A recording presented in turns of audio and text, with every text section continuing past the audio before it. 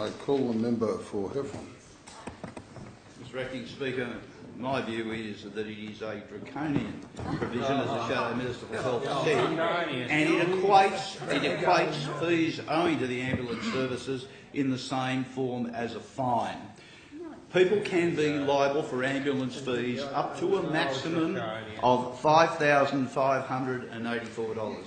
It doesn't apply to concessional card holders, and it doesn't comply, of course, to those who have their own private health insurance. It applies to those in between. And what's proposed by this bill is to hang it over to the State Debt Recovery Office with the same power, effectively, that they have as if it were a fine, other than, of course, losing licences and things of that nature, or registrations. Now, it's equating ambulance fees to a fine. Now, apart from the fact that I suggest it is unfair, it is also such a convoluted, expensive provision, it will cost the government and the ambulance service and the State Debt Recovery Office far more than the $25 million that they are bleeding about at this point in time, and will create a massive bureaucracy in the process with absolutely no return. And I will explain that why in a minute when I take you to the number of tests that have to be applied for the Commissioner under this bill to proceed down the path that the government hopes that they proceed down. Now, firstly, I just want to say this. Now, you can imagine somebody that's not a concessional card holder and someone who hasn't got private health insurance that is liable for a huge ambulance bill and can't pay, is behind in his mortgage, eventually cobbles together some money or some agreement to pay the bank, and when he goes to pay the bank his mortgage, his wages have been garnishee. Or alternatively, a mother comes home to find the sheriff has seized her fridge and hasn't got a fridge at home. Because this is the very powers that you are seeking. Well, this is the powers you're giving them. This is the powers you're giving them over small amounts of money. You are giving the state powers not to take proceedings as a judgment debt as currently exists. You're giving them the power to seize assets. You're giving them the power to garnishee bank accounts. You're giving them the power of garnishing wages. Now, just give some thought to the power the executive government is giving itself by this legislation, because that's in fact what the House is being asked to do. This branch of government, the legislature, is being asked to give the executive government, through the ambulance service, the power to take money out of people's bank accounts, to take money out of people's wages.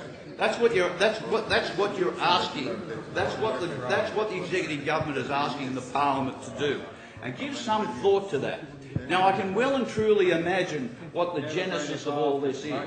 Probably the Auditor General or somebody has looked at the outstanding debts that are contained in the ambulance service and said, well, look, 2011 and 2012, there was 26 million in outstanding debts. The average is only about 400. And, of course, it is not economically in their interest to recover it. Now, why has the government not sought to recover the money as it's right to do in terms of taking proceedings against those persons? They've made a commercial decision, the ambulance service, that we're not going to take any action or proceedings because it's not worth it. It's not worth it if it be $400, so we'll just write it off. Now, if the government wants to spend money recovering money owing to itself, it's got a right to do that. It's got a perfect right to do it, but it's decided not to. So its civil powers of recovering its fees, it doesn't want to exercise, and so it comes to this House and says, give us the powers to bypass the judicial process so we can actually seize people's goods, take money out of their wages or take it out of their bank account, because that is what you're doing. But I want to just invite your attention to some provisions of the bill. It's contained in the second reading speech, because this process that this House is being asked to adopt in this bill to get to the stage of seizing people's bank accounts is such a convoluted process. You're setting up a regime that's going to cost you far more than $25 million a year, and I'll take you to the provisions of the bill where it says so. Because you're just creating an even bigger health bureaucracy than even currently exists. In order to ensure the appropriate procedural protections for persons who are liable to pay ambulance fees, there will be two distinct steps to be taken.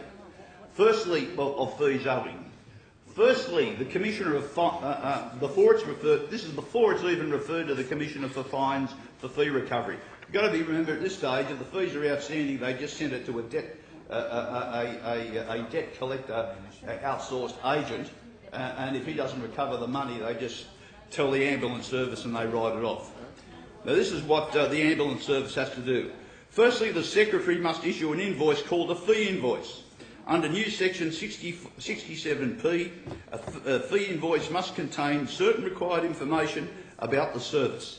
Secondly, if a fee invoice is not paid in 28 days after that date, the Secretary may issue a debt notice. A debt notice must also contain certain required information. A debt notice must include information about the consequences of non-payment. Under a new section 67V of the Act, the debt notice, if not paid within 28 days, the Secretary may refer it to the Commissioner for making a fee recovery order.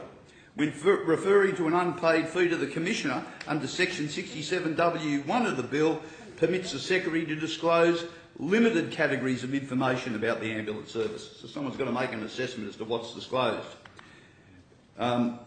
Then the New South Wales Ambulance Service has to advise the Commissioner for the purpose of the outstanding fee, which doesn't permit the disclosure of health information of a clinical nature. Then a determination has to be made of the categories of information that can be provided, so it complies with the New South Wales Privacy Act. There are additional categories that have to be considered, that have to be prescribed by regulations. The bill also inserts a new part into Chapter 5 to provide the people charged with an ambulance fee have a right to request a review of the fee by the Secretary.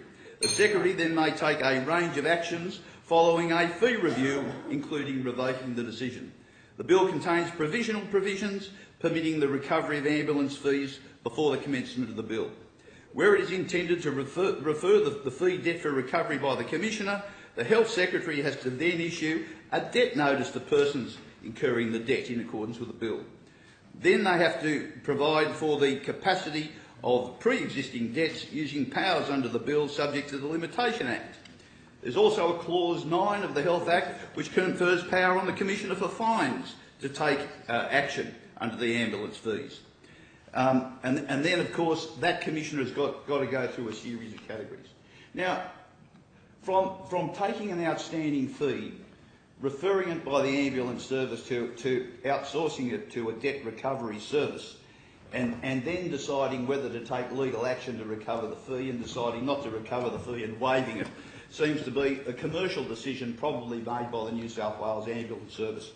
This convoluted procedure and these powers that you're trying to provide for the recovery of fees by draconian mechanisms are going to cost you far more in terms of the procedures that you have in this bill than it's costing you at the moment.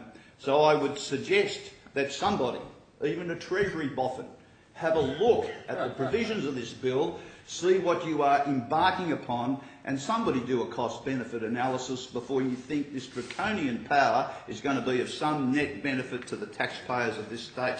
You can't get blood out of the